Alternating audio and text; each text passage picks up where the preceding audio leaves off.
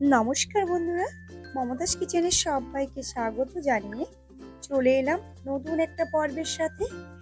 আজকের পর্বে আপনাদের বানিয়ে দেখাচ্ছি খুবই লোভনীয় এবং দারুণ সুস্বাদু পাকা তেঁতুল দিয়ে পটল মাছের টক। তো বন্ধুরা, এই পটল মাছের অনেকভাবেই তো রেসিপি বানিয়ে খেয়েছেন। আমার মতো করে একবার এই পাকা তেঁতুল দিয়ে পটল মাছের টক বানিয়ে দেখুন। আশা করছি বাড়ির সকল সদস্যরা খুবই পছন্দ করবে আর বারে বারে রিকোয়েস্ট করতে থাকবে এই পটল মাছের তেঁতুল দিয়ে টক বানানোর জন্য। আর হ্যাঁ বন্ধুরা, আমরা এই মাছগুলোকে পটল মাছ বলে চিনি। আপনাদের দিকে এই মাছগুলোকে কি নামে বলে ডাকেন অবশ্যই কমেন্টের মাধ্যমে জানাবেন। তাহলে দেরি না করে চলুন এই লোভনীয় এবং দারুণ সুস্বাদু টকটা কিভাবে বানিয়ে থাকি, তাই এই ভিডিওটা কোথাও না স্কিপ করে দেখতে থাকুন। আশা করছি আপনাদের খুবই পছন্দ হবে। তো রেসিপিটি শুরু করার আগে দেখে নিন এই রেসিপির জন্য উপকরণে কি কি রয়েছে। প্রথমেই দেখুন, দুটো পটল মাছ নিয়ে আমি পরিষ্কার করে ধুয়ে দু টুকরো করে কেটে নিয়েছি এই তেঁতুল টক বানানোর জন্য। পটল মাছ দিয়ে তেঁতুল টক বানানোর জন্য এই যে দুটো মাছ নিয়ে নিয়েছি, পরিষ্কার করে ধুয়ে নিয়েছি। আর এখন আমি এই পাত্রটিকে সাইডে সরিয়ে রেখে দিচ্ছি। এখানে রয়েছে 5 ফোড়ন, কিছুটা দুটো কাঁচা লঙ্কা, একটা শুকনো লঙ্কা, হলুদ গুঁড়ো, কিছুটা পাকা তেঁতুল, সর্ষের তেল, এখানে রয়েছে চিনি, আর নিয়েছি লবণ। এই পাত্রটিকেও সাইডে সরিয়ে রেখে দিচ্ছি। প্রথমেই মাছের মধ্যে লবণ ও হলুদটাকে মিশিয়ে নেব, তাই লবণটা দিয়ে দিচ্ছি। তো আগে লবণ দেওয়া ছিল, তার জন্য অল্প পরিমাণ লবণটা দিয়ে দিলাম। দিয়ে দেব হলুদের গুঁড়ো। এই দুটো উপকরণ মাছের সাথে খুব ভালোভাবে মিশিয়ে নেব। তো দেখুন, মাছের মধ্যে কিন্তু খুব ভালোভাবে লবণ হলুদটাকে মিশিয়ে নিয়েছি। এরপরে ঢাকনা দিয়ে প্রায় 10 মিনিটের জন্য অপেক্ষা করব। তো যতক্ষণ আমি মাছটা রেস্টে রেখেছি ততক্ষণে এই তেঁতুলের মধ্যে হালকা উষ্ণ গরম জলটা আমি দিয়ে দিচ্ছি। হালকা হালকা উষ্ণ জল গরম দেওয়ার কারণে কিন্তু তেঁতুলটা খুব ভালোভাবে তাড়াতাড়ির মধ্যে কিন্তু গলে যাবে। পাল্পটা কিন্তু সহজে বেরিয়ে আসবে, বেশিভাবে তুলতে হবে না। তো এটাকে আমি সাইডে সরিয়ে রেখে দিচ্ছি। ফিরে এলাম 10 মিনিট পর। এখন ঢাকনাটা সরিয়ে নিচ্ছি। দেখুন, 10 মিনিট মাছটাকে রেস্টে রেখেছিলাম। এখন এই মাছগুলোকে ভেজে নেব। তার জন্য দেখুন, একটা কড়া গ্যাসের উনুনে বসিয়ে দিয়েছি। এখন কড়াটাকে খুব ভালোভাবে গরম করে নিয়েছি। এখন ওই কড়ার মধ্যে দিয়ে দেব বেশ কিছুটা পরিমাণ সরষের তেল।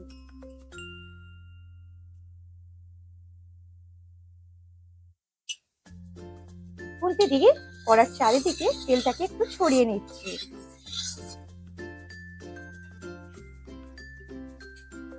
এখন একে একে মাছগুলোকে ওই তেলের মধ্যে দিয়ে দেব।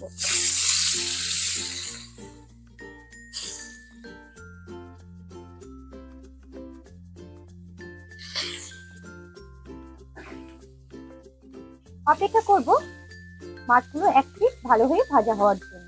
তো দেখুন, মাছগুলো এক পিঠ ভাজা হয়ে গেছে। এখন আমি উল্টে নিচ্ছি অপর পিঠ ভেজে নেওয়ার জন্য।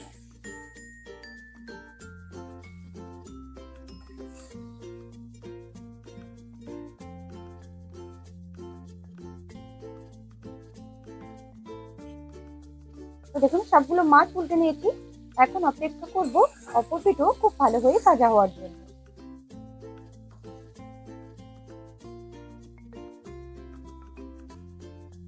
তো দেখুন, মাছগুলো দুটো পিঠই কিন্তু খুব ভালোভাবে ভেজে নিয়েছি। দেখুন, মাছগুলো অন্য একটা পাত্রে করে তুলে রেখে দিচ্ছি। এভাবে আমি সবগুলো মাছ তুলে নিচ্ছি। তো দেখুন, সবগুলো মাছ আমি ভেজে নিয়ে তুলে নিয়েছি।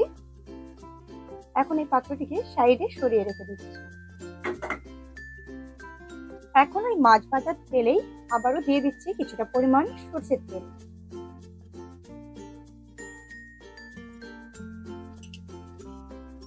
ফোড়ন হিসেবে দিয়ে দিচ্ছি একটা শুকনো লঙ্কা ফাটিয়ে দিয়ে দিলাম।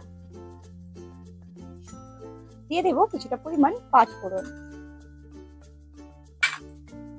এই ফোড়নগুলো থেকে খুব ভালোভাবে একটা গন্ধ ছাড়লে আমি তেঁতুলগুলো চোলটা আমি এর মধ্যে দিয়ে দেবো। ওই তেলের মধ্যে দিয়ে দিচ্ছি কিছুটা পরিমাণ হলুদের গুঁড়ো। এরপরে খুব ভালোভাবে তেলের সাথে মিশিয়ে নেব। তো দেখুন খুব ভালোভাবে মিশিয়ে নিয়েছি। এখন যে তেঁতুল ভিজিয়ে রেখেছিলাম জলের মধ্যে হাত দিয়ে খুব ভালোভাবে চটকে এই জলটাকে আমি ওই ফোড়নের মধ্যে দিয়ে দেব। তো এভাবে আমি পাল্পটাকে বের করে নিয়েছি। জলটাকে এর মধ্যে দিয়ে দিলাম, পাল্পটাকে দিয়ে দিলাম। দ্বিতীয়বারও কিন্তু এর মধ্যে জল দিয়ে কিন্তু চটকে পাল্পটাকে দিয়ে দেব। দেখো দ্বিতীয়বারও কিন্তু এভাবে জলটা গুলে আমি পাল্পটাকে দিয়ে দিলাম। আমি 3 বার ধরে কিন্তু জল দিয়ে তেঁতুলের পাল্পটাকে বের করে আমি দিয়ে দিচ্ছি।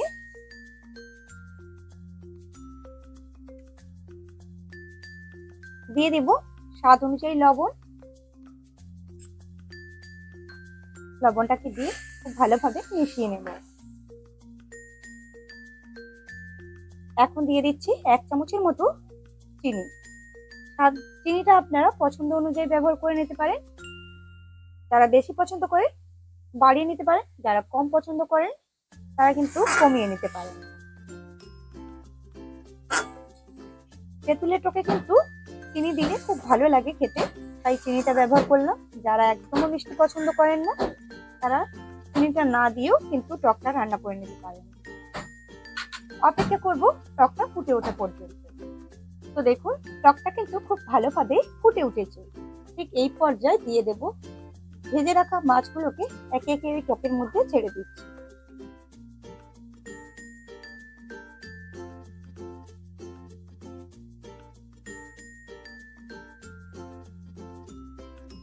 এভাবে মাছগুলো দিয়ে মিডিয়াম আঁচ রেখে কিন্তু টকটাকে ফুটিয়ে নেব প্রায় 10 থেকে 12 মিনিটের জন্য।